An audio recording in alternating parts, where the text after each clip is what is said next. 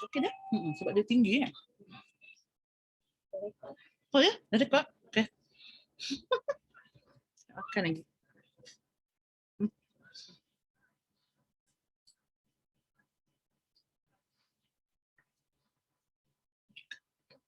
Okey. Okey juga. Bismillahirrahmanirrahim. Assalamualaikum warahmatullahi wabarakatuh. Waalaikumsalam warahmatullahi wabarakatuh, Ustazah. Masya-Allah. Selamat Hari Raya. Selamat Raya untuk Ustazah juga. Terima kasih. Oh ni dia. Oh, okey. Okeylah kot. Kalau komen kat sini kan. Okey. Alhamdulillah, insya-Allah kita boleh mula ke? Boleh. Ya. Okey, alhamdulillah. Apa nak tanya yang YouTube. Okey, YouTube punya link. Okey ke? Boleh buka ke yang hari tu? Okey, boleh. Lebih senang kot saya rasa. Okey, jelas. Jelas kan? Jadi berbanding dengan yang link Google tu, Google Drive tu dia agak berat sikit kan. Jadi kalau ni senang boleh tengok. So jadi insya-Allah hari ni kita pun dah rakam untuk tajuk peranan wanita di rumah. InsyaAllah kita akan masuk juga dalam YouTube. Cuma saya tak sempat lagi nak masukkan. Terima kasih Puan Syikin dah bagi dah nombor akaun tu. InsyaAllah nanti kita akan masukkan akaun masjid lah. Sebab tajaan daripada masjid sendiri dan yuran daripada sahabat-sahabat sendiri. So kita akan masukkan dekat bawah caption tu lah insyaAllah. Terima kasih kepada siapa yang subscribe. Nampak juga ada subscriber baru selepas kita upload tu, dan terima kasih kepada sahabat-sahabat yang subscribe. Boleh juga minta sahabat-sahabat yang lain kan, kawan-kawan yang lain, sebab ada tazkirah-tazkirah yang memang bermusim, yang memang ada beberapa jenis tazkirah yang ada sepanjang tahun, yang keluar dekat radio, yang ada di laman web, contohnya di laman web The Capal semua, kita akan kongsikan semula lah di saya punya YouTube channel. Jadi insyaAllah mudah-mudahan kehidupan kita ni kita sulami dengan keilmuan, walaupun kita faham kita banyak tugasan, banyak komitmen kan dalam kehidupan kita, tapi kita sulam dengan tazkirah. InsyaAllah dengan tazkirah tadi tu, fadzakir innama anta mudzakkir. Dalam surah Al-Ghashiyah Allah sebut kepada Nabi SAW, berilah peringatan kerana anta yakni awak, iaitu Nabi SAW ialah tukang pemberi ingatan, sebagai insan yang memberi ingatan. Maka antara tugas ulama, tugas para anbiya, tugas para rasul ialah menyampaikan, maka memberi peringatan. Maka saya sampaikan sahaja, balighu anni walau ayah, saya sampaikan saja apa saja ayat, satu ayat pun daripada Nabi. Mudah-mudahan dengan tazkirah tersebut dapat menghidupkan jiwa. Ini kita belum mula lagi ya, baru introduction. Baru introduction untuk surah kita. Alhamdulillah. Alhamdulillah Rabbil Alamin, wassalatu wassalamu ala asyrafil anbiya wal mursalin wa ala alihi wa sahbihi ajma'in. Subhanaka la ilma lana illa ma 'allamtana innaka antal alimul hakim wala haula wala quwwata illa billahil aliyyil azim. Amma ba'du. Rabbi shrah li sadri wa yassir li amri wa hlul 'uqdatam min lisani yafqahu qawli. Amin ya rabbal alamin. Insya-Allah pada pagi ini untuk saya tak ingatlah kelah keberapa dah, mungkin dalam 5 ataupun 6 begitu pertemuan kita. Terima kasih saya ucapkan kepada semua peserta Muslimat Celik Fiqah yang telah bersama dengan kita, dan teruskan kita mengambil antara nasihat Imam Syafi'i yang mengatakan bahawa untuk kita menuntut ilmu, dia bukannya sejam kita duduk dalam majlis ilmu ni terus kita jadi alim. Antara yang diperlukan dalam untuk menjadi penuntut ilmu ialah tuluz zaman. Dia ada 6 perkara lah yang saya ingat hari ini, ialah antara yang paling penting iaitu dia memerlukan kepada masa yang panjang. Jadi masa yang panjang ni antara satu syarat untuk menjadi penuntut ilmu, talibul ilmi, tuluz zaman, yang mana kalau kita menuntut ilmu mungkin hanya dalam berjam ataupun berminggu sahaja, kadang-kadang tidak dapat menghasilkan secara menyeluruh kita kata peribadi seorang penuntut ilmu. Dia mungkin boleh jadi sebagai satu refreshment. Contoh ya, bila kita dengar satu ceramah, contoh ceramah itu tajuk umum. Contohnya ceramah itu ialah tentang mari bertakwa, begini ya. Mari bertakwa. Jadi mungkin kita pergi majlis tersebut, kita datang majlis tersebut, dia refreshment sahaja. Tapi kalau nak menuntut ilmu, dia mesti dengan suatu syllabus. Mesti ada dia punya bukan cukup dengan satu tajuk umum, tapi dia mesti ada sentuh tentang akidah, mesti ada sentuh tentang akhlak, mesti ada sentuh tentang Al-Quran, mesti ada sentuh tentang konun-konun syariah dalam Islam ni. Jadi baru lengkap seseorang itu digelar sebagai penuntut ilmu, walaupun penuntut ilmu itu dia ada 3 bahagian. Ada penuntut ilmu yang beginner, ada penuntut ilmu dengan yang intermediate, ada penuntut ilmu yang muntahi ataupun yang advance punya. Cukuplah kita nak jadi penuntut ilmu yang basic. Tapi dia basic tu basic pada akidah, basic pada Quran, basic dalam hadis, basic paling kurang dalam akhlak, kan? Basic paling kurang dalam fiqh. Cukuplah, tapi dia mesti kena ada kita kata menyentuh keseluruhan lah dari sudut disiplin-disiplin ilmu sebagai fardu ain seorang muslim dan muslimah.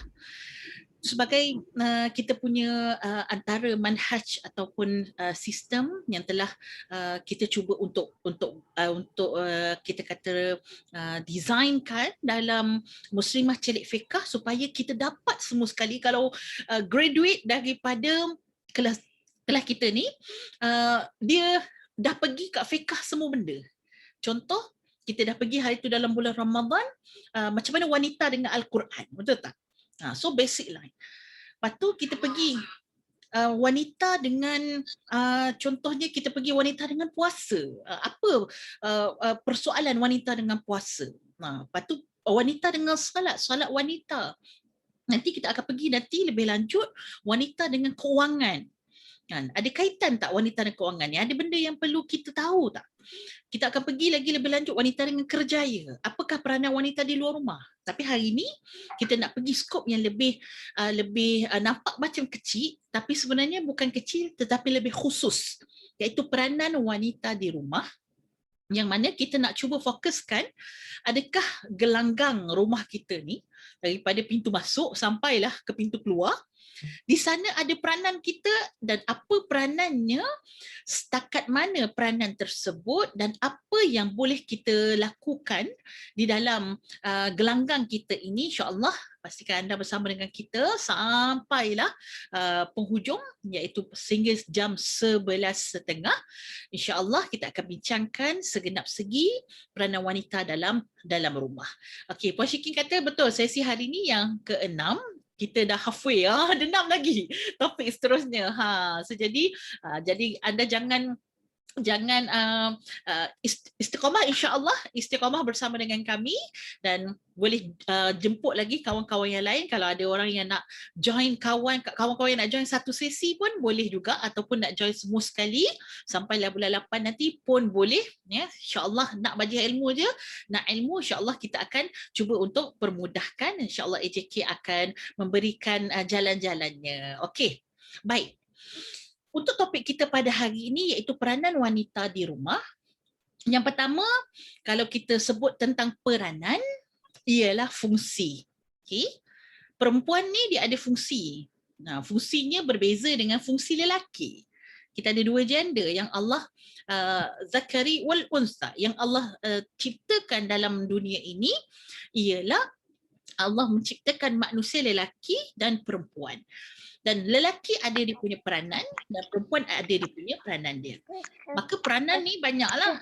Peranan yang utama yang berkongsi di antara lelaki dan perempuan, tak kisah pula siapa kita pun, dia adalah hamba Allah. Bagaimana kita semua ni kan, wama khalaqtul jinna wal ins illa liya'budun. Tujuan utamalah, peranan utama manusia ini diciptakan, tak kira lah you are girl, you are woman or man, semuanya adalah untuk menjadi hamba Allah, untuk beribadah kepada Allah. Ini paling tinggi lah peranan manusia. Dan di dalam kehidupan ada peranan yang secara secara umum, ada peranan secara khusus, khas. Ada yang khusus, ada yang umum. Ada peranan wanita pada umum, pada masyarakat umum. Peranan wanita di dalam negara, peranan wanita di dalam masyarakat, hatta peranan wanita dalam Islam. Betul tak? Untuk membela agama Allah ini, dia bukan sahaja jihad itu kepada orang lelaki, tapi ada juga jihad itu kepada kaum Hawa, kita semua. Dan hari ini kita nak tengok yang khas punya, iaitu peranan wanita secara kecilnya yang dia duduk di dalam rumah, yang mana rumah kita ini kitalah permaisurinya, kitalah sekolahnya, kitalah antara menteri keuangannya di dalam rumah kita, kita juga menteri pendidikannya. Sebab jarang orang lelaki ni, saya tak tahulah kalau peserta-peserta kita berbeza, tapi kebanyakannya nak menentukan anak tu nak sekolah kat mana, suami dia kata ikut yang lah, yang rasa nak sekolah kat mana kan. So perempuan juga menteri pendidikan, nak hantar tuition ke, anak kita nak jadi apa, dia kena belajar apa, perempuan mau kata mendahului, dan suami meraihkanlah apa yang perancangan kita kan. Dan banyak macam-macam lagi lah, menteri alam sekitar, pun kita juga yang buang sampah, yang tonjoh bilik air kita juga. Jadi macam-macam lah jawatan kita dalam rumah ni. Jadi secara khasnya, adakah itu fungsi kita ataupun ada fungsi yang lebih besar lagi di dalam rumah tangga kita? Peranan, itu kita cerita pasal peranan. Peranan wanita di rumah. Dalam bahasa Inggeris, kalau tak salah saya Puan Syikin, home dengan house dia lain kan? Betul tak Puan Syikin? Dalam bahasa Inggeris. Home. House tu ialah the house itself. House tu kita, home ialah the whole environment. The whole environment. Okay. Yes. So cantik kan? Sebabnya ada orang dia macam fikir house itu adalah house sahaja. Tapi sebenarnya house itu ialah yang lebih besar, arti house tersebut ialah home untuk kita dan anak-anak. Sebab tu dia tak sebut apa nama, happy happy home kan, sebut happy home kan, tak sebut happy house, sebab house tu kediaman, tempat yang kita duduk, tempat kita berlindung, tempat kita bersama-sama duduk dalam satu unit kecil di dalam manusia, yang manusia ni dia ada pelbagai lapisan. Manusia ni dia ada pelbagai bukan lapisan saja, peringkat umur kan.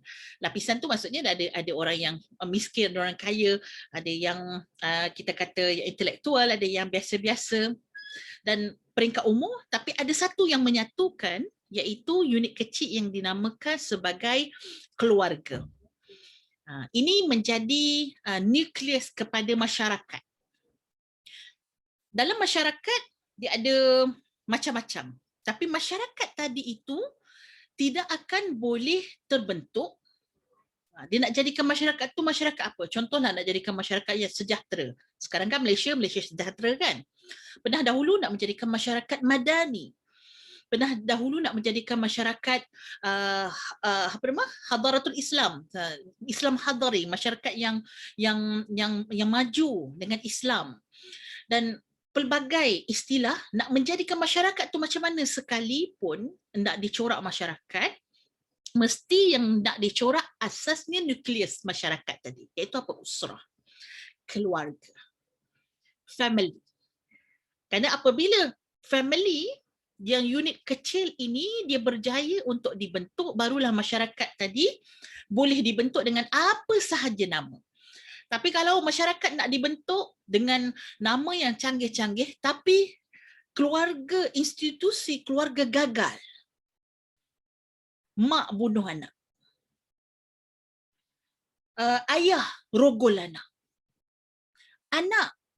jual mak ayah, anak letak mak ayah dekat tepi jalan, tinggalkan mak ayah begitu saja. Anak menderhaka kepada ibu dan ayah, anak tak seronok duduk dekat rumah. Dan pelbagai lagi masalah rumah tangga, masalah keluarga yang kita boleh baca di dada akhbar, kita boleh dengar dalam radio, corong radio, kita boleh tengok kita kata viral news, berita-berita yang trending tentang masalah keluarga. Sesak jiwa kita bila kita tengok macam mana kita nak lahirkan masyarakat yang maju, nak lahirkan masyarakat yang sejahtera. Hakikatnya keluarga tak bahagia. Hakikatnya keluarga tidak ampuh ataupun kita kata tidak kukuh. Institusi keluarga yang kecil, dan bagaimana keluarga yang besar boleh menjadi sejahtera kalau yang kecil tak boleh menjadi sejahtera. Jadi itulah hakikatnya sahabat-sahabat bila kita sebut rumah. Rumah ialah bukan sekadar secara fizikalnya, ya, fizikal pun kita tak nafikan juga. Kalau ada orang masalah dari sudut fizikal, maka rohani dalam rumah tersebut pun dia tak mampu untuk bendung. Contoh, katalah fizikal rumah tersebut dia tak ada rumah. Contoh orang-orang yang duduk dekat gelandangan tepi jalan. Masalah tak? Macam mana dia nak wujudkan keluarga yang home sweet home tu? Kalau rumah pun tak ada. Tak mungkin. Sebab tu rumah menjadi salah satu, rumah yang house tadi tu, salah satu daruriyatul hayah. Kalau sahabat-sahabat boleh tengok ada tiga peringkat kehidupan kita ni. Saya tak ingat saya pernah share ke belum. Dalam kehidupan kita ada tiga. Yang pertama, benda yang mesti ada. Darurat. Yang ni maksudnya mesti ada.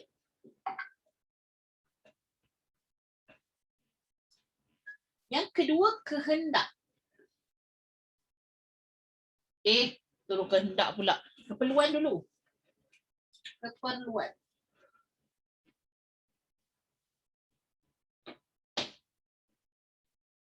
Yang ketiga, kehendak.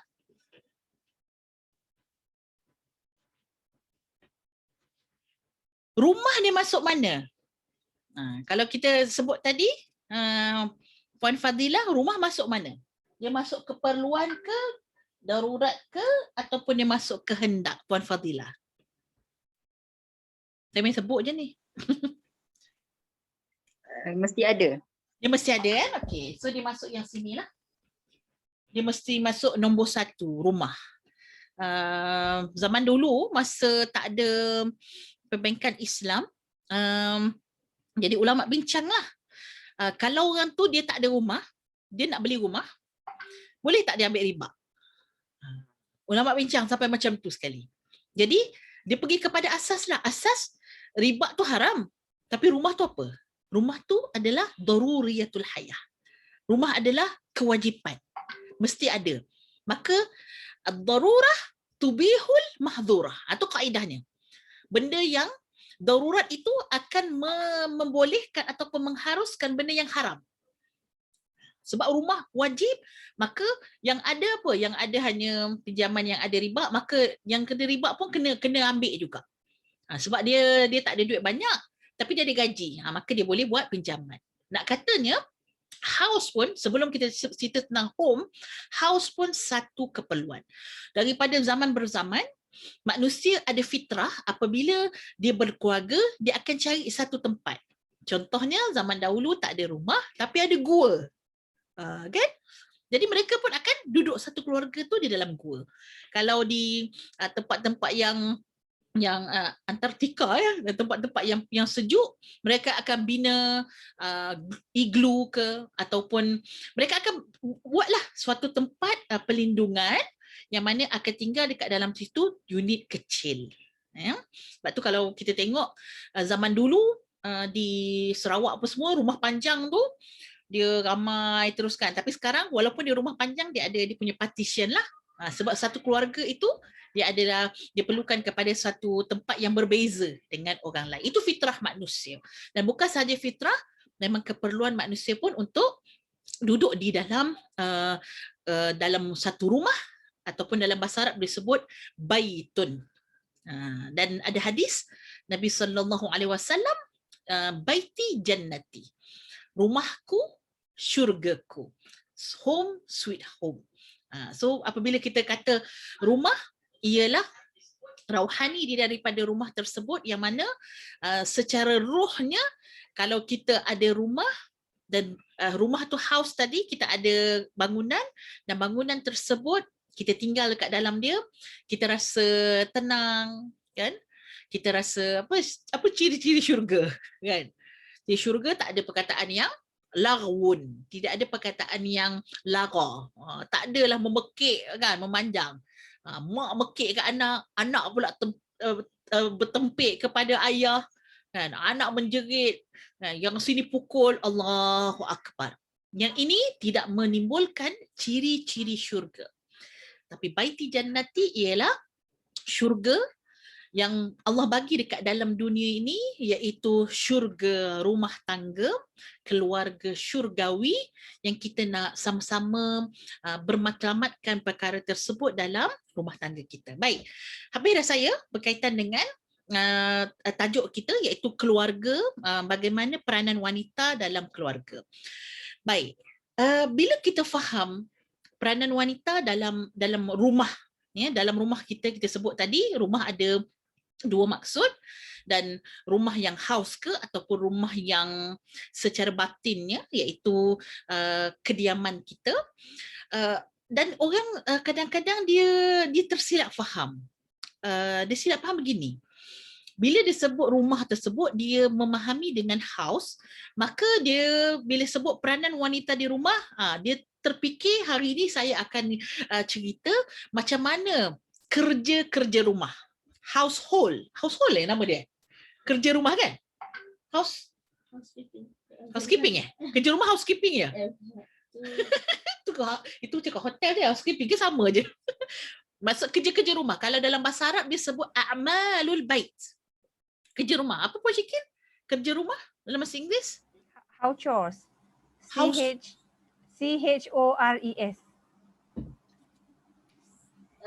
House CHORES.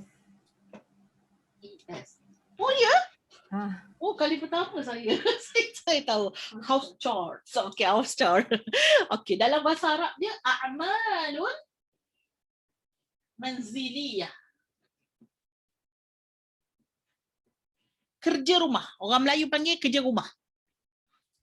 Bila dia faham house ialah bait ataupun rumah tu adalah house, dia akan bayangkan a'malul manziliyah, house chores. Dia akan faham yang tu. Maksudnya apa? Bersihkan rumah, membasuh, mencuci pinggan, memasak, mencuci bilik air. Dia akan fikir tang situ. Tapi maksudnya bukan itulah yang hakikatnya peranan wanita. Saya nak bocorkan rahsia ini pada ibu-ibu. Mungkin boleh guna modal ni untuk suami lah. Tapi memang orang perempuan sukalah. Dan hakikatnya, perasan tak perasan, jumhur ulama, ibu-ibu jumhur ulama mengatakan bahawa dalam fiqah ni, sebab kita cerita dalam fiqah, kita kena bagi tahu tentang hakikatnya. Jumhur ulama, kita ada 4 mazhab, Syafi'iyah, Hanabilah dan sebahagian Malikiyah. 3 ni, dia kata kerja rumah ini bukan kewajipan isteri.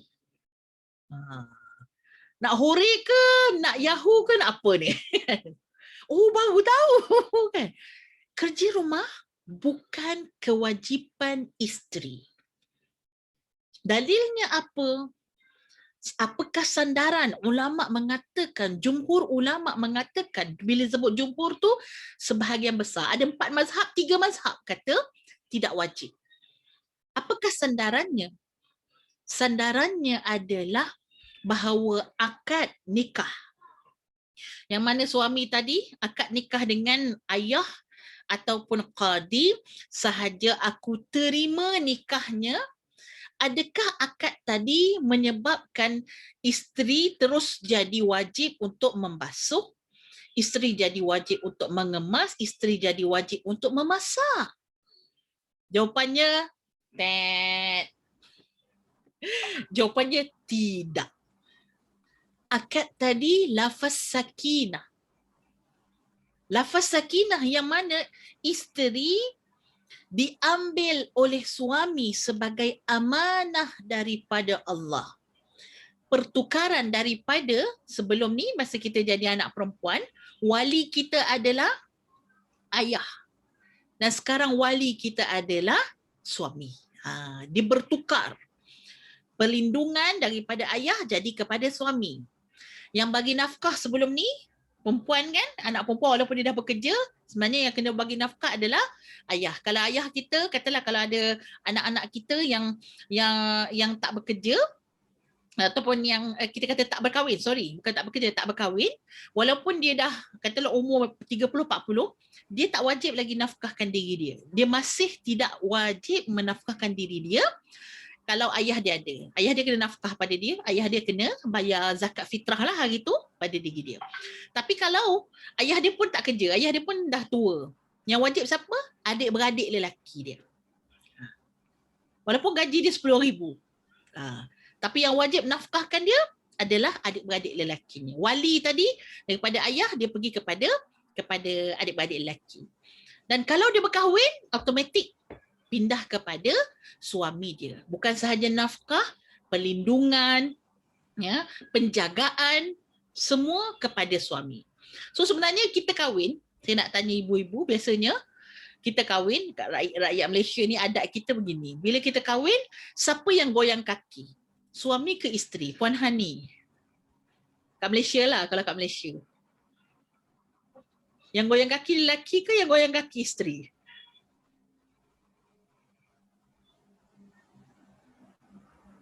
Goyang kaki tu selalunya soal emas ni.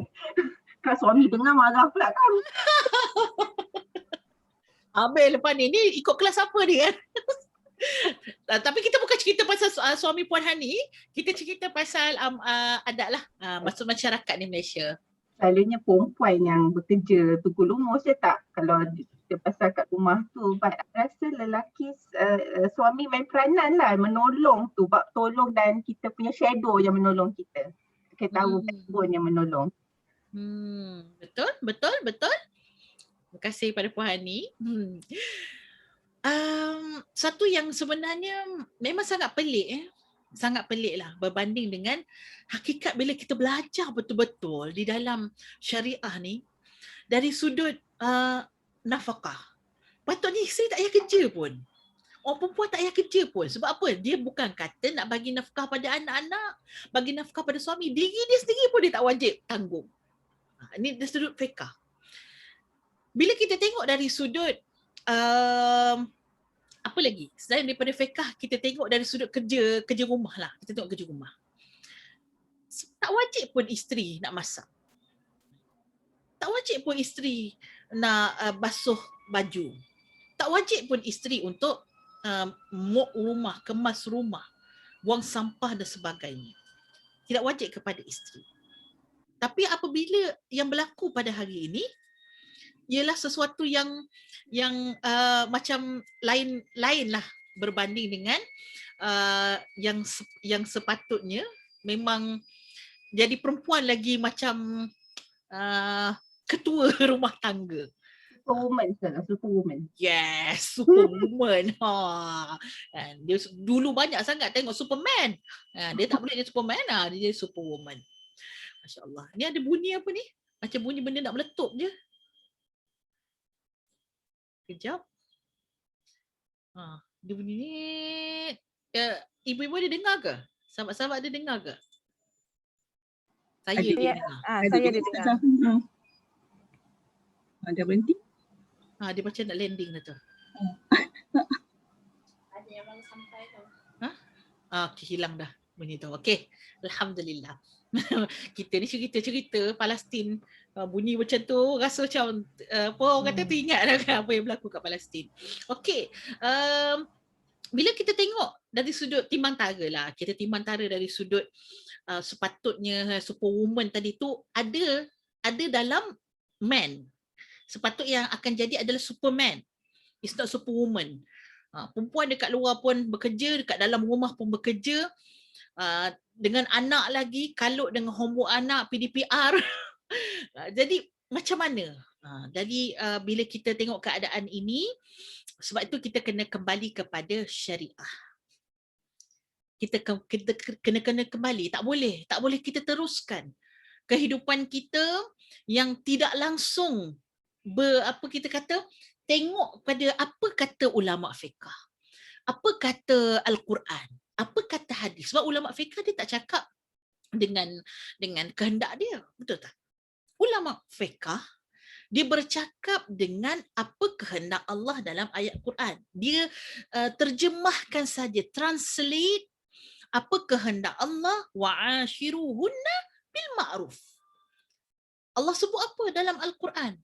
Gaulilah perempuan-perempuan kamu dengan cara yang paling baik, dengan cara yang elok, dengan cara yang enak. Bukannya menjadikan perempuan kamu adalah bila berkahwin sahaja perempuan terus jadi maid. Terus jadi pembantu rumah tidak bertauliah. Jadi kalau ikutkan memang tak kena dengan syariah. Sebab itu datangnya pendapat yang kedua. Pendapat yang kedua saya sebut tadilah, yang tadi jumhur ulama kata tidak wajib pada perempuan, dan sebahagian daripada Malikiyah, ulama Malikiyah dengan Hanabilah. So 1/2 lah. Ulama Hanabilah dengan Malikiyah, sebahagian Malikiyah kata wajib tanggungjawab tersebut kepada perempuan. Kenapa? Kalau asasnya mereka mengatakan bahawa kalau perempuan tak buat perkara tersebut, maka macam mana suami nak tenang duduk dekat dalam rumah kan? So suami akan tak selesa duduk dalam rumah. Maka wajib ke atas perempuan. Adalah mereka punya dalil, tapi saya bersama dengan jumhur para ulama mengatakan bahawa tidak wajib kepada perempuan, tetapi hukumnya ialah sunat. Yang hari ni kita pergi bekerja, kita bantu suami, ekonomi keluarga, kita bantu mungkin masak, kita bantu menyediakan pakaian yang bersih untuk suami dan anak-anak. Semua itu adalah ihsan daripada diri kita. Islam tak wajibkan, tapi sunnah. Kalau kita buat, kita dapat pahala tak? Ya. Bonus mark sangat besar. Sebab yang kita buat ihsan tadi bukan pada orang lain. Kita buat ihsan kepada orang yang paling dekat dengan diri kita, yang sebantar dengan kita, iaitu suami. Yang kita buat ihsan tadi, kalau kita kerja, kita suapkan anak kita dengan duit gaji kita, ini ihsan yang paling baik. Daripada kita pergi suap dekat kera di hutan, baiklah kita bagi susu kepada anak kita, betul tak? Dan ini adalah sesuatu yang sangat terpuji. Walaupun kita buat tadi bukan atas kewajipan, tiketnya adalah tiket sunat, dan bila melihat juga kepada uruf, kata dalam ulama Syafi'iyah kata, mazhab Syafi'i, apabila kamu tengok uruf tersebut, uruf ni adalah adat. Adat negara kamu macam mana? Orang perempuan yang buat kerja ke orang lelaki buat kerja? Maka kita pun katalah, atuk nenek kita, jiran kita, makcik kita, mak kita, semua perempuan yang buat kerja. So jadi kita jugalah yang kena buat kerja. Kalau tengok kepada apa yang berlaku di antara pembahagian tugas, Nabi SAW membahagikan tugas kepada anaknya, iaitu Sayyidatina Fatimah Az-Zahra di rumah, dalam rumah, dan Sayyidina Ali di luar rumah. So jadi kalau kita nak ikut sunnah tersebut pun dikatakan yang kita buat adalah sunnah. lelaki. So tak ada masalah lah sebenarnya yang kita kerja. Yang kita buat kerja dekat dalam rumah, namun kita tidak diwajibkan. Maksudnya bukan berdosa kalau kita tak masak. Sebaliknya, suamilah yang kena menyediakan kepada kita suatu rumah yang sudah sesuai ataupun sudah bersih untuk kita duduk. Suami kena menyediakan kepada kita, kan suami yang kena bagi nafkah, dan bagi nafkah tadi bukan bagi nafkah beras, tetapi nasi yang sudah menjadi nasi lemak. Cerita nasi lemak sikit lah pagi-pagi ni kan. Dulu Ramadan tak makan nasi lemak, jadi raya nak makan nasi lemak. Suami yang kena siapkan nasi, nafkah apa? Nasi yang siap untuk dimakan depan mata kita. Baju. Kan suami kena bagi nafkah beli baju tak untuk kita? Setahun paling kurang 2 helai baju. Ini dalam mazhab Syafi'i lah. Setahun 2 helai baju yang wajib. So tahun ni dah berapa helai belum? Dah sampai kota ke belum? Bukan duit kita, duit suami. Jadi maksud kata suami wajib menafkahkan baju yang sudah siap untuk dipakai. Bukan baju yang busuk untuk dipakai, tak, baju yang sudah bersih untuk dipakai. Kalau suami kena menyediakan rumah, bukan kena bayar sewa rumah saja ataupun bayar ansuran rumah. Suami kena siapkan rumah tersebut yang sudah bersapu bermop untuk isteri duduk. Wih, ustazah seronoknya ustazah. Menjadikan bilik air yang sudah bling-bling dah kan. Bersih, wangi kan. Macam dekat hotel untuk isteri guna bilik air tersebut. Sebab susah sebenarnya jadi lelaki. Tanggungjawab lelaki sebenarnya sangat-sangat besar. Sebab itu kita nak pada hari ini, kita nak mewujudkan satu generasi, dan alhamdulillah kita nampak peningkatan tersebut. Generasi atuk-atuk kita dulu kan, kalau dia duduk tu memang duduk sungguh lah kan, basuh tangan pun kat situ. Saya tak tahulah, saya punya generasi saya dah suami dah kita tak hidang dah air basuh tangan, tak, dia basuh tangan kat sinki kan, maksudnya dia basuh tangan sendirilah. Tapi kalau zaman atuk-atuk kita dulu, cucur basuh tangan tu bukan sahaja cucur, lap pun ada lagi. Lap tangan pun nak kena letak dekat sebelah tersebut. Saya pernah opah saya arwah opah saya dengan atuk saya. Jadi masa tu opah saya terlupa nak letak sapu tangan tu untuk nak keringkan lap tangan kan. Jadi atuk saya protes, atuk saya ni askar, dia garang. Atuk saya ni protes, dia ambil baju opah saya, dia keringkan baju opah saya macam tu. Tanda protes. Sebab apa? Tak lengkap. Suami dilayan seperti raja. Tapi hari ini kita boleh tengok generasi pada hari ini, suami dah ada yang tolong pergi jaga anak, ada suami yang tolong basuh pinggan, ya, macam kakak saya lah. Kakak saya boleh tunjuk dia punya antara contoh dia, memang sangat kerjasama antara suami dan isteri. Kalau isteri dia jaga anak, dia akan lipat baju, dia akan tengok apa yang isteri dia buat ni, dia akan buat benda lain. Kalau suami dia lipat baju, isteri dia lipat baju, dia akan angkat baju tu buat pergi ke atas. Kalau suami dia isteri dia masak, suami akan kemas balik tempat yang isteri masak tadi. So memang dia akan memang sangat kita kata dia sangat membantu suami dan isteri sebab dua-dua kerja. Yang ni antara generasi yang sudah dididik jugalah supaya orang lelaki walaupun dia tahu dia tak mampu nak buat semua sekali, tapi dia menyumbang sebab dia tahu sepatutnya dia yang buat ataupun sepatutnya dia menyediakan. Dalam mazhab Syafi'i, kalau seorang perempuan tadi, lelaki tu berkahwin dengan seorang perempuan, yang mana perempuan tadi waktu dia anak dara memang dia ada maid, dia ada pembantu rumah. Maka suami tadi kalau berkemampuan, dia kena sediakan pembantu rumah untuk isteri dia. Sebab dia adalah permaisuri, dia bukannya hamba dalam rumah tersebut, tapi dia permaisuri. Sebab raja kan, suami tadi nak dilayan sebagai raja, maka isteri takkan hamba pula, sebab raja bukannya lawannya hamba, tuan lawannya hamba. Betul tak? Jadi kalau raja lawannya siapa? Suami raja, perempuan permaisuri.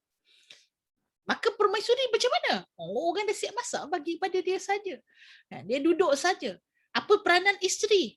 Ya, hari ini kita nak bincang Hakikatnya peranan isteri ialah di rumah, peranan wanita di rumah, dia yang paling utama memberi layanan tip-top kepada suami. Memberi servis yang terbaik kepada suami. Ini baru peranan isteri. Jadi kita kadang-kadang buat yang sunat sampai yang wajib kita tak buat. Betul tak? Jadi kalau cadangan saya untuk perempuan-perempuan yang berkejaya, apa yang mereka perlu buat? Sebab tu kita kena belajar dulu. Bila belajar baru kita boleh atur strategi. Okeylah ustazah, sekarang ni saya dah tahu ustazah, saya tak wajib pun buat benda tersebut. Suami saya pun tak nak buat. Jadi macam mana saya nak buat? Baik, tak payah nak jadi superwoman. Tak payah nak jadi wanita besi sangat. Sebabnya kita bukan besi pun, kita orang. Badan kita ni ada dia punya had dia. Bila kita kadang-kadang kita dah penat sangat, kita akan marah. Ataupun kita dah penat buat benda yang sunat, benda wajib pula kita tak buat. Jadi ada beza, saya cadangkan, kita ada beza di antara work smart dengan work hard. Work hard, semua benda kita nak buat. Dalam rumah kita nak tip-top, dekat luar pun, maksudnya dekat luar tu maksud saya kerjaya kita lah. Kerjaya kita pun kita nak buat perfect. Yalah, kalau tak perfect nanti bos marah pula, kena buang kerja pula. Lagi-lagi zaman pandemik ni kan mudah sangat nak buang kerja. So jadi bila kita tengok dari sudut work hard, kita kadang-kadang akan burn out lah. Kita tak boleh nak perform kan. Mungkin dia boleh perform dekat luar tapi dalam rumah balik dah. Ya Allah ustazah, saya dah tak larat ustazah. Balik rumah dah ni. Dalam rumah dia tak boleh perform sebab kita manusia. Wanita itu dia ada dia punya kelembutan dia dan kelemahan dia yang kadang-kadang tak boleh nak perform semua. Ada beza kita lakukan semua benda dan kita merancang semua perkara. Bagaimana kita nak buat? Ialah kita boleh rancang, manage, urus.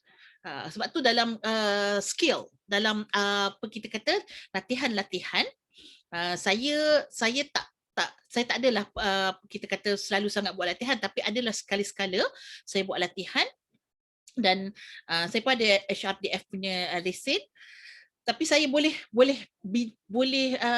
bezakan dalam latihan yang kita nak cuba masukkan ialah skill. Kita bukan nak bagi ilmu, kita nak bagi skill, kemahiran. Jadi skill tu mahal. Untuk menjadi isteri, untuk menjadi wanita dalam rumah tangga, dia kena ada skill. Apa kemahiran dia? Kemahiran mengurus rumah tangga. Bukan melakukan kerja. Kalau dia melakukan kerja, dia mungkin tak larat nak buat semua sekali. Dalam rumah nak kerja, luar rumah pun nak kerja. Tapi dia boleh manage rumah tangga. Bagaimana dia nak manage rumah tangga? Sama ada dia nak buat pembahagian antara dia dengan suami. Ini management dalam rumah tangga. Ataupun katalah suami memang tak nak bagi kerjasama langsung ustazah. Jadi kita sendiri sebagai kita yang bekerja, we manage ourselves. Ataupun kita work smart dengan kita membahagikan tugas tadi kepada orang lain. Sama ada kita boleh ambil part-time maid ataupun kita boleh uruskan anak-anak kita. Anak-anak yang besar tu jangan semua kita buat. Ni masalah mak hari ni. Masalah mak hari ni dia tak sama dengan mak dulu. Mak dulu bila anak dia ada berapa? 9 orang, 12 orang, mak dah tak buat dah kerja-kerja basuh pinggan. Itu semua kakak yang buat, betul tak? Kadang cebok basuh berak baby yang kecil tu pun mak dah tak buat dah. Kakak nombor 2 yang buat. Sebab kakak tu dia jadi the power of woman tu dia boleh manage sebenarnya. Tapi hari ni kita tak manage anak-anak kita. Anak kita umur berapa? Umur 15 tahun, tak pandai lagi masak nasi. Orang 15 tahun dahulu, dia cepat matang. Sebab apa? Diurus dengan baik oleh mak. Jadi kita kena uruslah anak kita. Urus anak kita, katalah suami dah tak boleh nak bagi kerjasama, suami kata ni bukan kerja saya, dia pun tak ikut muslimah celik fiqah kan. Yang ikutnya kita. Kan? Jadi susah juga nak fahamkan dia. Tak apalah bang, ikut abang lah, abang nak rasa kerja saya. Tapi kita tidak menjadikan diri kita menzalimi diri kita sendiri kerana kita tahu kemampuan kita setakat mana, kita didik anak supaya anak kita boleh bahagikan kerja tadi. Yang abang kena make sure kalau dia pakai baju dia masuk mesin. Maksudnya dia basuh baju dia sendiri, bukan susah tek-tek dia. Lepas tu dia siap ampai. Tak boleh ke? Boleh, tapi sebab apa? Sebab tidak diurus. Ya, tidak diurus dengan baik, maka sekecil-kecil benda pun dia boleh jadi semua benda orang perempuan nak fikir, so urus dengan baik, insya-Allah bila kita urus dengan baik kerja rumah yang hanya bertahap sunat tadi, insya-Allah kita boleh melakukan kewajipan yang saya sebut tadi yang paling utama, memberi servis yang terbaik kepada suami. So kita layan suami. Layan suami ni bukan sahaja kita layan dari sudut batiniah saja di atas katil saja. Tapi sebelum daripada di atas katil tadi tu, itu adalah layanan yang memberi kesan kepada jiwa suami kita. Contoh dari sudut mata dia. Macam mana kita layan mata suami? Kita layan mata suami dengan memakai sesuatu yang dia suka. Yang nak tengok suka siapa? Dia kan? Jadi pernah tak kita tanya dekat suami kita, awak suka saya pakai macam mana? Ni soalan, kena jadi soalan homework ni. Kejap lagi tanya suami kan. Awak suka saya pakai baju mana? Sebab kita nak bagi layanan supaya suami tengok kita, hati dia tenang. Sebab kena ingat, perempuan ni, dia mata tak kuat. Dia, orang lelaki, dia punya mata sangat-sangat, orang kata dari mata turun ke hati lah. Kalau kita bagi kepada suami pemandangan yang indah, dia akan masuk ke dalam hati dia, rasa sayang, rasa mawaddah. Sebab tu fitrah kepada orang lelaki. So kena sediakan pada mata dia pemandangan yang indah. Baju di rumah itu patut lebih baru, bukan daripada baju kat luar. So baju luar banyak baju baru kan, tudung kat luar banyak tudung baru. Tapi baju dekat rumah, itulah baju masa mula-mula kahwin dulu. Sebab apa?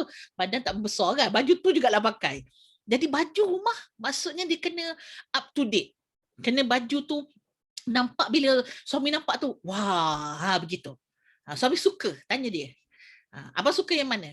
Dalam masyarakat Arab, ibu-ibu, sahabat-sahabat yang saya kasih kerana Allah Subhanahu Wa Taala, mereka orang lelaki yang pilih baju untuk perempuan.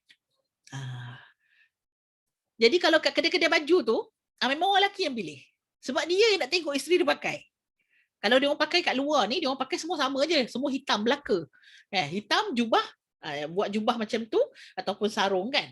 Sama je. Tapi yang orang lelaki pilih ialah pakaian dalam rumah. Ikutlah pakaian tidur ke, pakaian dalam rumah, semua orang lelaki pilih. Sebab mereka yang nak tengok, biar mereka sukalah. Yang kedua, nak kita perform depan suami ialah macam mana dengan ni hidung dia. Bau daripada hidung dia yang dia boleh hidu daripada kita. Ataupun daripada bau rumah kita. So yang itu kena jaga juga. So kalau kita kadang-kadang kita dah sibuk dengan yang benda lain tadi, tak sempat pun nak wangi-wangi depan suami. Kan? Sebab apa? Bau belacan seumur. Sebab suami suka makan sambal belacan, bau belacan je lah kan. Jadi bau daripada suami. Telinga suami. Kena kita layan. Kalau suami bercakap, kita dengar. Ada tak masa kalau kita dah sibuk buat kerja rumah, saya cakap betul, ni realiti. Kita dah sibuk dengan anak, dengan pinggan mangkuk, dengan masak. Kita tak pernah, bila suami nak cerita tu, kita tak ada masa untuk tengok ngadap muka dia macam tu. Oh, ya ke bang? Oh, macam tu cerita dia. Tak sempat nak pinjam telinga kita untuk suami. Dan suami nak macam tu. Dia nak bila dia cerita tu, kita bagi perhatian kepada dia. Pinjamkan telinga kita. Ini layanan. Dan perkara ini, dia memberi ruh. Dia menjalinkan cinta antara kita dengan suami. Waktu kalau dah lama sangat tak menghadap pasangan depan-depan, orang kata dating lah kan. Dating tak semestinya kat luar, dalam rumah boleh dating. Yang penting bagaimana kita perform seorang isteri. Sebab isteri, kalau dia adalah isteri yang salihah, apabila dia ada kat rumah, dia macam nur, macam cahaya, macam matahari yang memenuhi rumah. Jadi boleh tanya juga dengan suami lah. Ini soalan kuis kan. Bang, kalau saya tak ada kat rumah, abang tenang ke? Abang rasa tak tenang? Kalau dia kata tenang kalau awak tak ada kat rumah. Itu jawabnya gelap masa hadapan lah. Kalau suami kata begini, kalau saya ada kat rumah, saya kalau saya dekat rumah abang rasa macam mana? Kalau awak dekat rumah saya rasa lega, semua benda lega. Itu cerah masa depan. Boleh tengok dua tu. Bila isteri ada di rumah, ciri isteri salihah, ada dia ketenangan ada. Qurratul a'yun waja'alna lil muttaqina imama. Doa, Allahumma hablana min azwajina wa dhurriyyatina qurrata a'yun waja'alna lil muttaqina imama. Wahai Allah, jadikanlah pasangan kami ini penyejuk mata. Bila ada pasangan kita tengok, kita setenang je. Bukan sekadar mata tapi qurratu a'yun, sampai jatuh ke dalam mata hati ketenangan tersebut. Dan anak-anak kita juga biar jadi penyejuk mata, penenang hati, penenang jiwa kita. Ni doa. Dan doa yakin, minta sungguh dari Allah. Sebab kalau keluarga kita fail, kita rugi. Kerugian yang paling besar dan nyata ialah apabila kita mempunyai keluarga dan keluarga kita tidak dapat merasai nikmat syurga dunia dan tak dapat bersama-sama dalam syurga akhir. Ini kita kata kerugian yang sangat nyata. Macam mana kita dekat dalam dunia, kalau tengok anak kita dapat nikmat, kita pun bahagia. Dan begitulah nanti, na'udzubillah min zalik, kalau kita masuk syurga, tapi anak kita kena balon dalam api neraka. Sakitnya seorang ibu melihat ataupun merasai anaknya tak dapat masuk syurga, tapi kena bakar dekat dalam api neraka. Walaupun kita duduk dalam syurga, tapi kita akan rasa sakitnya. Jadi benda yang paling nikmat, duduk dalam dunia, kita duduk dalam baiti jannati, dalam dunia keluarga syurgawi, dan bila kita duduk dekat akhirat nanti pun semua dapat berkumpul dalam syurga. Amin ya rabbal alamin. Ini nikmat yang paling besar yang kita boleh rasai antara nikmat syurga yang Allah pinjamkan untuk kita di dunia ini. Jadi sahabat-sahabat, yang pertama, saya ada dua peranan utama kepada isteri. Yang pertama tadi itu memberikan layanan yang terbaik kepada suami.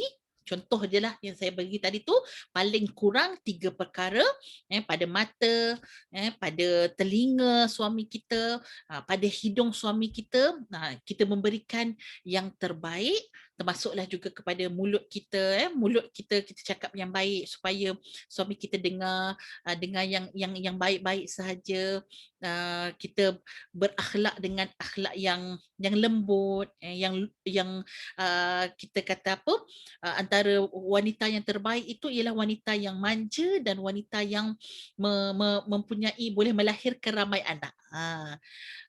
Ini antara ciri-ciri wanita yang terbaik lah. Baik. Yang kedua, peranan wanita di rumah yang paling besar, iaitu ialah mendidik anak-anak. Tarbiyatul aulad. Okay? Ibu-ibu izinkan saya nak buka sikit ni satu lagu Palestin yang mana saya rasa lagu ni memang sangat dekat dengan kita punya kita kata Palestin semalam baru menempah kejayaan, walaupun ada kita kata gencatan senjata tersebut telah dimungkiri oleh pihak Israel, namun kita berdoa dan kita bertahan, insya-Allah mudah-mudahan Baitul Maqdis terus menjadi hak milik umat Islam. Okey, saya share dulu sekejap. Kita dengar satu lagu ni, lagu yang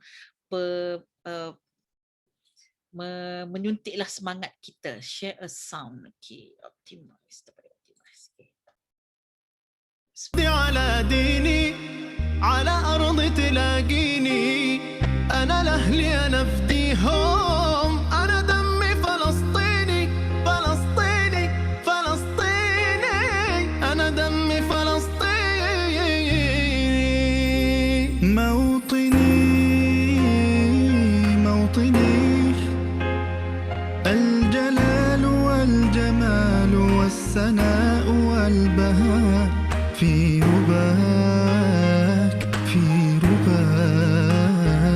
والحياة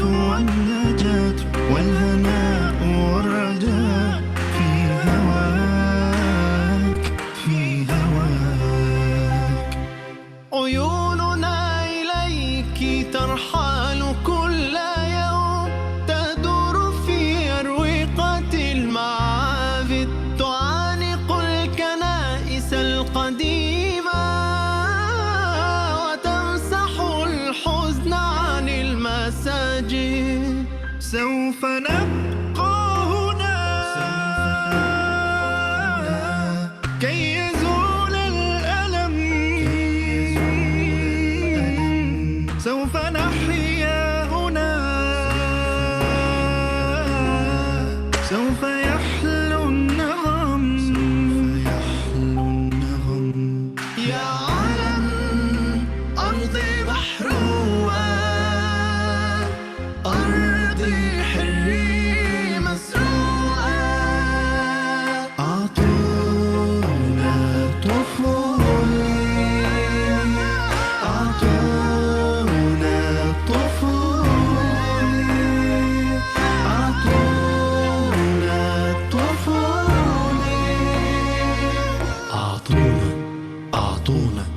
أعطونا السلام.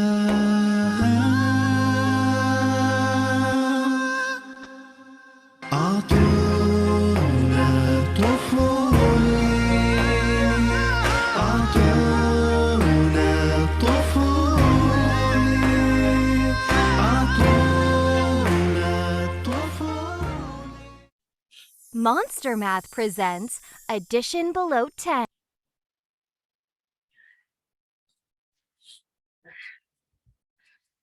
Alhamdulillah.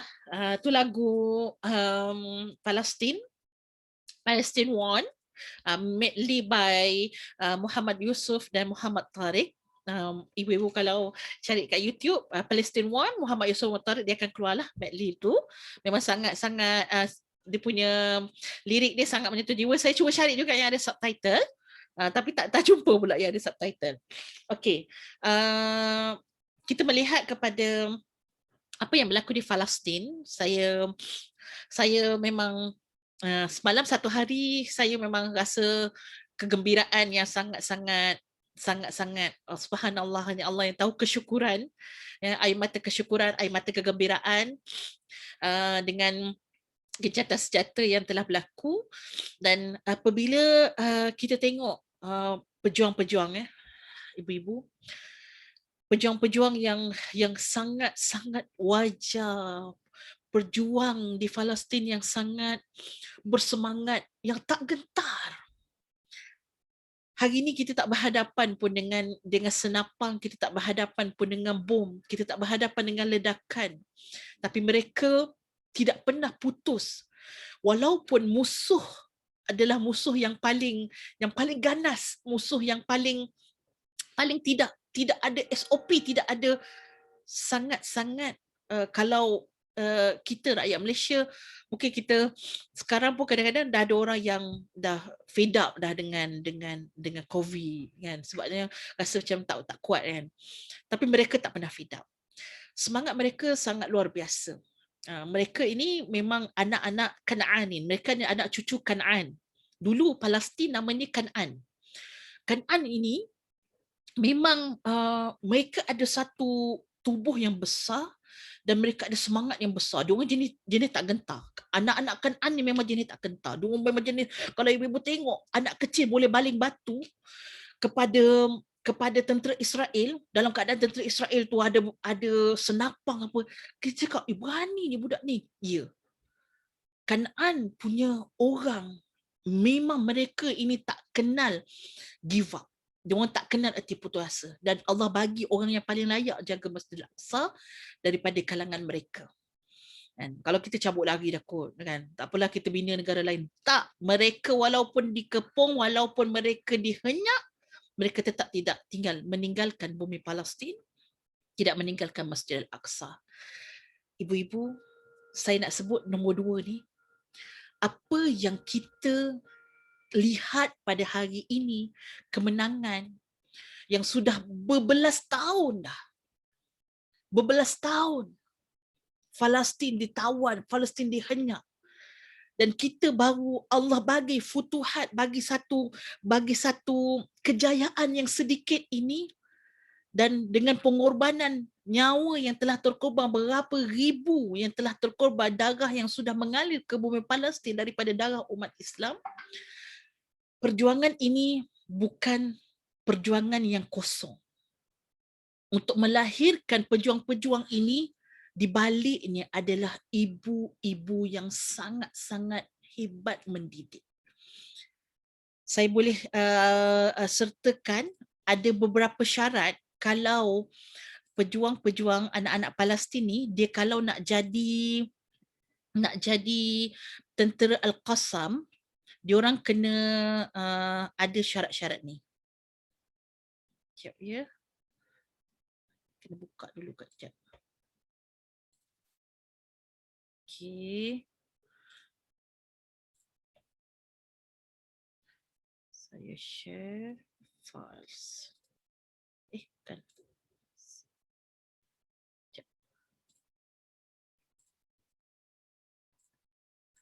Okey, boleh nampak tak? Boleh nampak ya? Nampak boleh tulis kat ruangan chat. InsyaAllah kalau boleh nampak, kena besarkan sikit. Besarkan sikit ni. Al-Qassam kan dia tulis situ kan. Besarkan sikit. Okey. Baik. Saya cerita sikit tentang syarat-syarat ni. Mereka punya tentera nama dia Brigade Al-Qassam yang merupakan tentera lah pejuang. Dan mereka ni kalau nak dikenal, mereka akan tutup muka mereka. Dan mereka memang tidak mendedahkan muka dan identiti. Nak kenal dia Al-Qassam, dia akan pakai yang lilit dekat kepala tu. Dia tulis itu Al-Qassam. Ada yang warna hijau, ada yang warna hitam pun. Pernah tengok juga. Jadi nak jadi tentera Al-Qassam, dia bukan mudah. Tengok ya. Walau bagaimanapun, Hamas sangat tegas dalam memilih dan menerapkan terma dan syarat yang mesti dipenuhi semasa pendaftaran termasuk. Ya. Hamas ni kecil je ibu-ibu. Kalau ikutkan berapa orang je. Hamas ni berbanding dengan Israel. Tapi Israel sangat takut dengan Hamas. Israel sangat takut dengan Hamas. Dan mereka meletakkan syarat ini ada kepada anak-anak yang nak daftarkan diri untuk menjadi tentera Al-Qassam. Yang pertama, anak tadi mesti dapat kebenaran ibu dan ayah untuk syahid. Okay? So kalau mak dengan ayah tak izinkan untuk syahid, so you tak boleh nak jadi pejuang Al-Qassam. Nombor dua, dia mesti mendapat kebenaran daripada ketua masjid di dalam kediamannya dengan persetujuan bahawa individu tersebut tidak meninggalkan solat subuh secara berjemaah 3 bulan berturut-turut. Rasa-rasalah anak-anak kita lepas tak? Yang nombor 2 dia lepas tak? Jangan kata anak, mak pun tak lepas. Ayah pun tak tahu lagi lepas ke tak. Solat subuh, kita cerita solat subuh. Dan jiwa orang yang boleh istiqamah dengan solat subuh secara berjemaah. 3, solat subuh berjemaah masjid. Jiwa orang ni bukannya jiwa yang rapuh. Jiwa orang ni jiwa yang kuat dalam agama. Yang mereka nak ialah apa? Anak mereka ini kuat dulu. Sebelum nak jadi tentera, iman kena kuat dulu. Nombor 3, anak tadi tak boleh. Dia tidak melakukan maksiat ataupun menghisap rokok. Kalau hisap rokok, fail dah. Tak boleh nak jadi tentera Al-Qassam. Kamu tak layak untuk nak bela negara Palestin. Kamu tak layak untuk bela Baitul Maqdis. Yang namanya Baitul Maqdis ini ialah rumah yang suci. Kalau diri kamu pun kamu tak mampu untuk lawan daripada tabiat menghisap rokok dan melakukan maksiat berterusan. Kamu tak layak. Dan kamu mesti menjadi seorang yang sangat menjaga hak Allah, menjaga batasan agama, mana yang wajib, mana yang haram, mana yang makruh. Kamu kena tinggal maksiat. Baru kamu boleh nak bela agama Allah. Baru kamu boleh nak bela kiblat umat Islam. Nombor 4, kalau anak kamu apa nama, buat semua sebut tapi tak mengkaji pun tafsir Quran. Dia bukan sahaja menghafal. Kalau nombor 5 menghafal. Membaca dan menghafal. Membaca Al-Quran 1 juz 1 hari.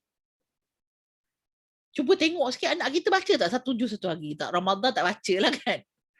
1 juz 1 hari. Kalau kita kata kita nak kemenangan dalam rakyat Malaysia, nak mendepani COVID-19, frontliner, anak-anak kita, dia jaga tak hubungan dengan Allah? Sebab yang akan kontrol musuh kita, seperti di Palestin, yang kontrol musuh kita iaitu Israel siapa? Allah, pentadbir alam. Yang kontrol virus yang kita tak nampak ini siapa? Bahkan manusia tak mampu. Vaksin yang sudah ada pun tak boleh nak cover varian yang datang daripada India dan South Africa. Maka kita nak cari lagi pada siapa? Dahan mana yang kita nak cari untuk pegang dan kita bersandar kalau bukan daripada Allah yang Maha Kukuh, yang Maha Berkuasa. Maka kita kena nak mencari frontliner yang kuat dengan hubungannya dengan Allah. Anak-anak negara kita pada hari ini kena kembalikan kepada Al-Quran. Diri kita kembalikan pada Al-Quran, kedekatan dengan Quran. Bukan sahaja hafal 30 juzuk, tapi membaca setiap hari 1 juzuk. 30 juzuk ataupun 15 juzuk boleh masuk dah. Tentera Al-Qassam. Nombor 6, menghafal 40 hadis arba'in. Ni anak kita pun tek juga. Hadis tu apa mak? Baru tanya apa maksud hadis. Cari kat rumah kita, ada tak ibu-ibu buku 40 hadis ni? Buat ni buku basic. Mesti kena ada kat rumah. Quran saya yakin dan percaya rumah kita ada lebih pada 1 naskah. Tapi hadis, saya tak payah ceritalah pasal Sahih Bukhari, Sahih Muslim tu, itu berjilid-jilid. Kan? Tak apalah, ambil yang ni 40 hadis ni. Ini kalau ikutkan kena hafal untuk jadi tentera Al-Qassam. Di Malaysia paling kurang kena khatam. Sebab nak hidup kalau tak nak ambil panduan daripada hadis, kita sesak barat. Kena khatam. Khatam tu maksudnya apa? Dengar, baca hadis tersebut. Jangan baca sendiri nanti salah faham. Hadis ni bukan boleh kita ikut pemahaman kita. Baca depan syekh. Baca depan syekh, syekh terang, dengar, faham. Hari ni ada banyak. Kalau boleh tengok dekat YouTube, antara yang ada kita kata apa, banyak syarah bab-bab ni. Kalau yang saya tahu, Akademi Pengajian Turas. Boleh tulis Akademi Pengajian Turas, pengajian APT, nama dia punya channel dia tu. Dia adalah dia bahasa Melayu, tak ada masalah. Dia ada 40 hadis syarah. Maksudnya nanti ustaz tu akan cerita. Dia ada banyak video lah, maksudnya sebab dia panjang kan 40, so akan bersambung. Dia ikut dia punya ni.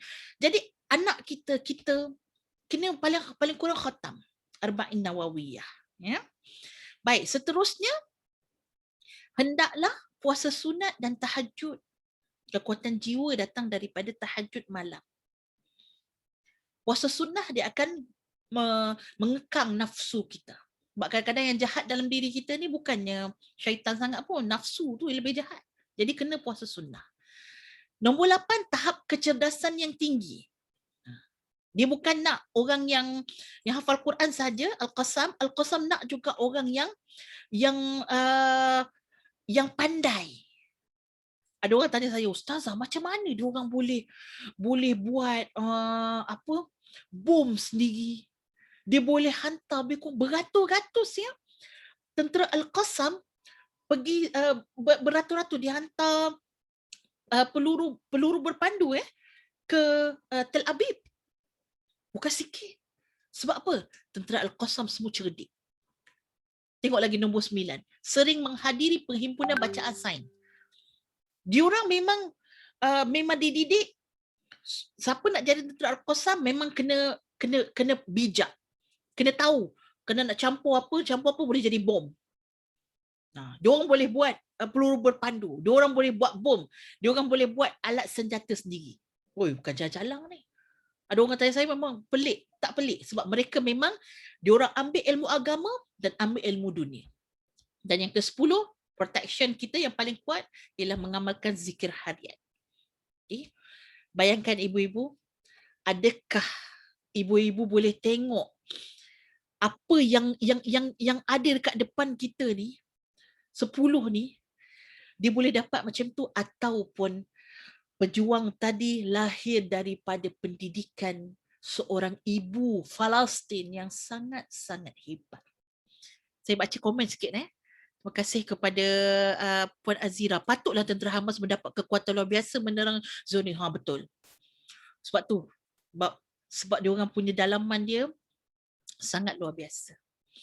Allah bagi bantuan tu sebab kita tolong diri kita sendiri.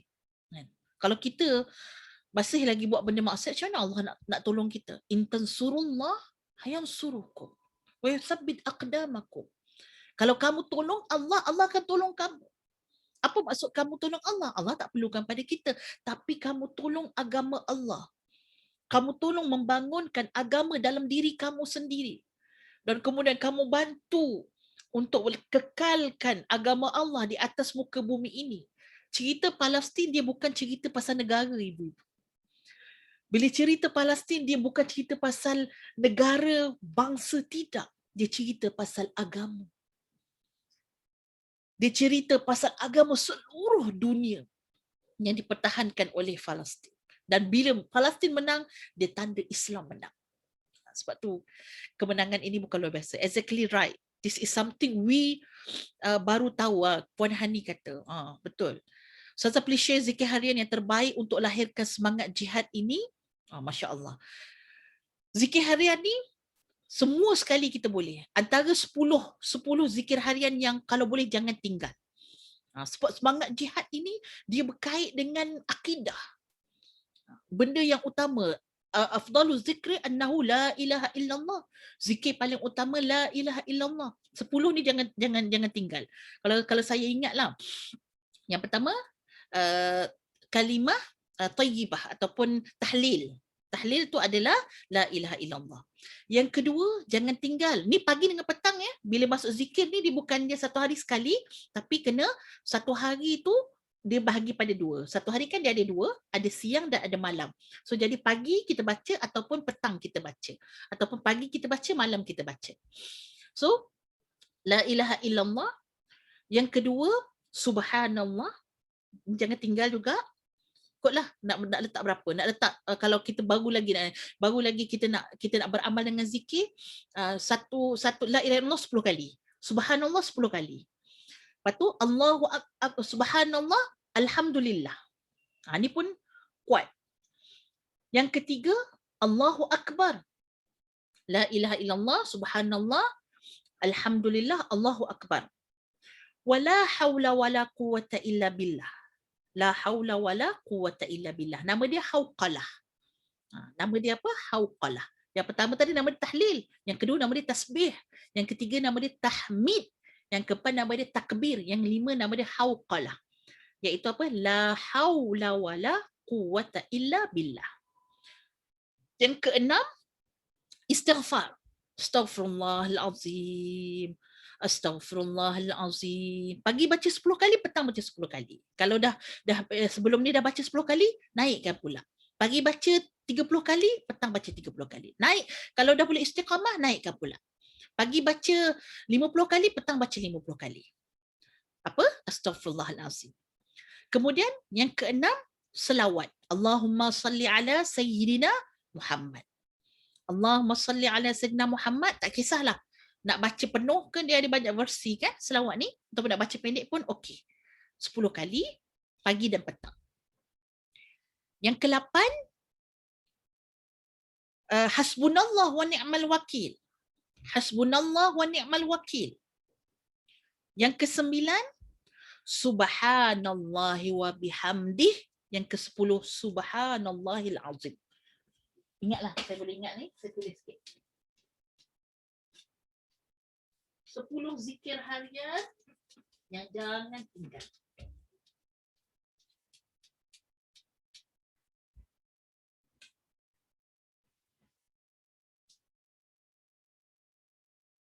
La ilaha illallah. Yang paling tinggilah sebab zikir yang paling afdal. Yang kedua, subhanallah. Yang ketiga, alhamdulillah. Yang keempat, Allahu akbar. Yang kelima, la haula wala quwwata illa billah. Yang keenam, astaghfirullah. Yang ketujuh, selawat Allahumma salli ala Muhammad. Yang ke-8, hasbunallah wa ni'mal wakil. Yang ke-9, subhanallah wa bihamdihi. Yang ke-10, subhanallah il azim. Nombor 9 dengan 10, subhanallah bihamdihi, subhanallahil azim. Baca tu Allah ampun dosa walaupun sebanyak buih di lautan. Kan boleh nampak ya? So, saya matikan dulu yang ni, stop share. Okay. La ilaha illallah, subhanallah, alhamdulillah, Allahu akbar, la hawla wala quwwata illa billah, astaghfirullahal azim, Allahumma salli ala sayyidina Muhammad, hasbunallah wa ni'mal wakil, subhanallah bihamdih, subhanallahil azim. 10 zikir pagi dan petang. This is our protection. Yang paling kuat, yang paling ampuh ialah kalimah zikir. Kalimah zikir ni yang paling kuat dalam kehidupan kita. Baik. Satu lagi sebelum kita buka soalan, ada satu syair, satu qasidah yang menjadi silibus kepada masyarakat sekolah di Palestin. Yang saya rasa memang dahsyat. Dia punya darjah, dia darjah 8. Safus thamin. Ada darjah 8. Kita darjah 6 je. Tingkatan pun tingkatan 6 je. Dia ada darjah 8 di Palestin punya sekolah, dan darjah 8 dia ada satu silibus, satu silibus lah ya, muqarrar, iaitu muqarrarnya adalah tentang satu qasidah. Qasidah ni macam syair. Dan qasidah ini berbunyi begini. Izinkan saya berkarya sedikit. Okay, boleh nampak ya? Okay. Saya cuba. Sebabnya suami saya pagi tadi dia dah latih saya. Dia kata salah tu baca. Saya baca pagi tadi kat TV Al-Hijrah. Baca ayat Quran. Jadi baca qasidah, baca syair, baca sajak. Baca sajak dia lain sikit. Saya cuba ya. Tarbiyah wal ummahat. Tajuk qasidah ini ialah pendidikan dan ibu-ibu. Hiyal akhlaq تنبت كالنبات إذا سقيت بماء المكرمات تقوم إذا تعهدها المربي على ساق الفضيلة المثمرة ولم أرى للخلائق من محال يهذبها كحضن الأمهات فحضن الأم مدرسة تسامت لتربية البنين أو البنات وأخلاق الوليد تقاس حقا بأخلاق النساء الوالدات فكيف تظن بالأبناء خيرا إذا نشأوا بحضن الجاهلات Alaysa ilmu fil islami fardan ala abnaihi wa ala al-banat. Alam tara fil hisanin ghidi qablan aw anisa katibati syari'at. فماذا اليوم ضر لو التفتنا إلى أسلافنا بعد الالتفات. Boleh tak? Okey tak? Okey tak saya baca sajak bahasa Arab? Okey. Alhamdulillah. Saya berlatih banyak kali. Suami saya kata, tak betul tu. Dia kena senyum, dia kena tinggi suara macam tu. Maksudnya ialah hiyal akhlak. Ibu ini dialah yang akan menyemaikan akhlak yang seperti mana akan menumbuh. Tanbutu, dia tumbuh seperti tumbuhan. Nabat ni tumbuhan. Apabila kamu menyiram, suqiyat, apabila ibu tadi menyiram dengan air, air, dengan air yang mulia. Siram dengan air yang bagus, maka itulah bagaimana kita nak menyemaikan akhlak dalam diri anak kita.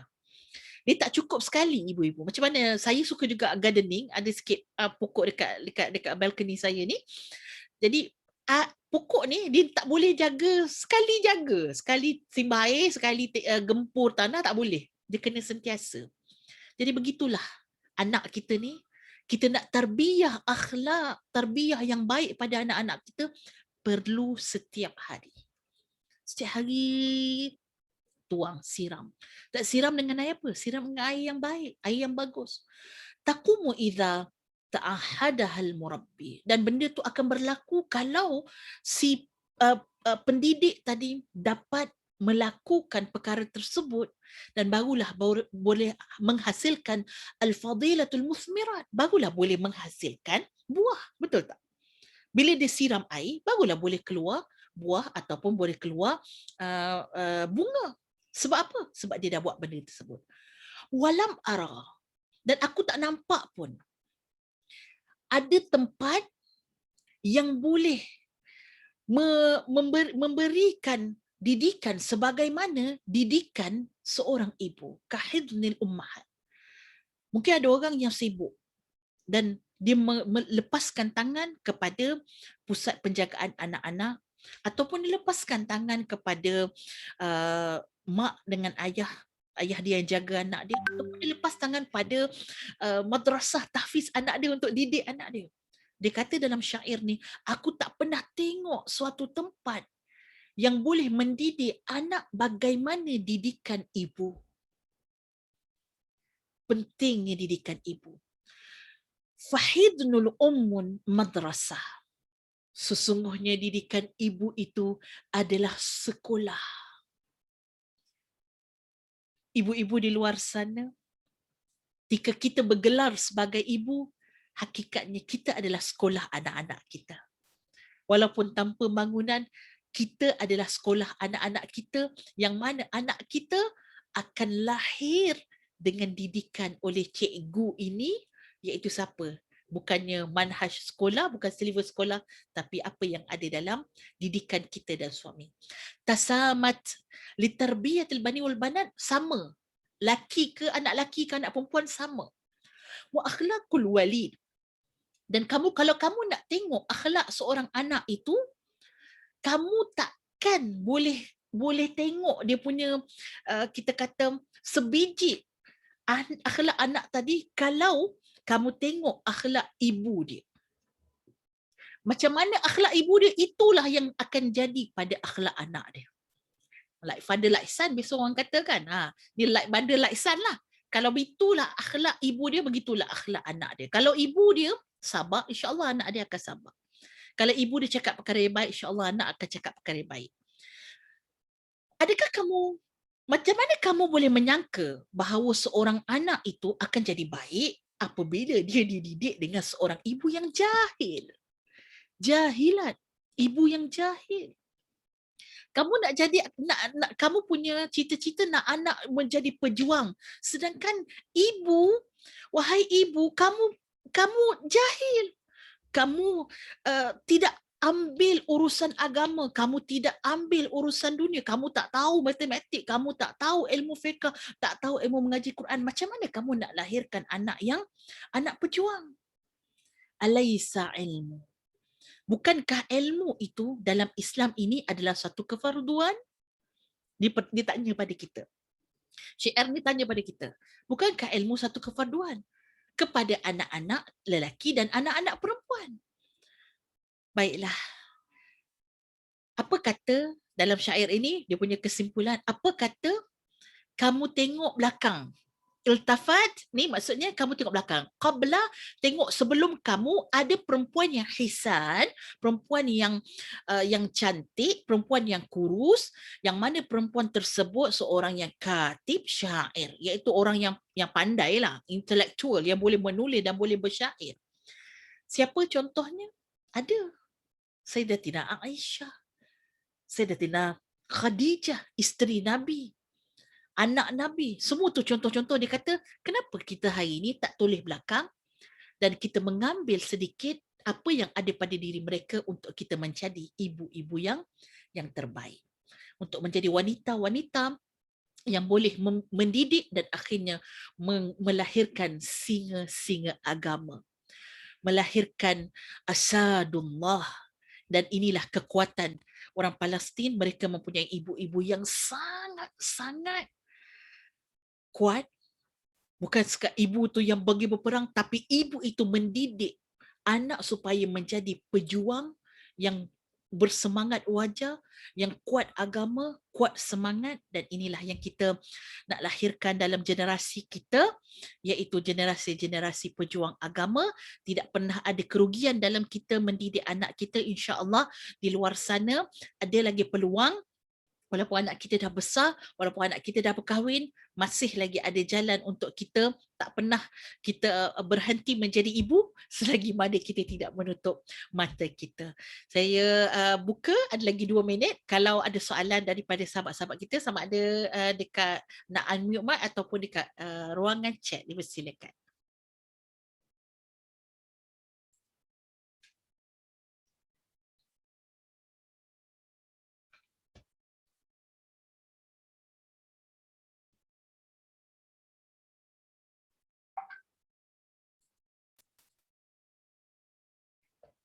Kita bagi lagi 1 saat. 1 saat bagi. Assalamualaikum Ustazah. Assalamualaikum. Saya Nurul Aini. Saya nak tanya kalau dekat internet ada ke dia punya maksud pada syair ni Ustazah? Yang saya tengok-tengok tu macam tak ada. Saya cuba cari lagi. Kalau ada nanti saya boleh share dekat grup.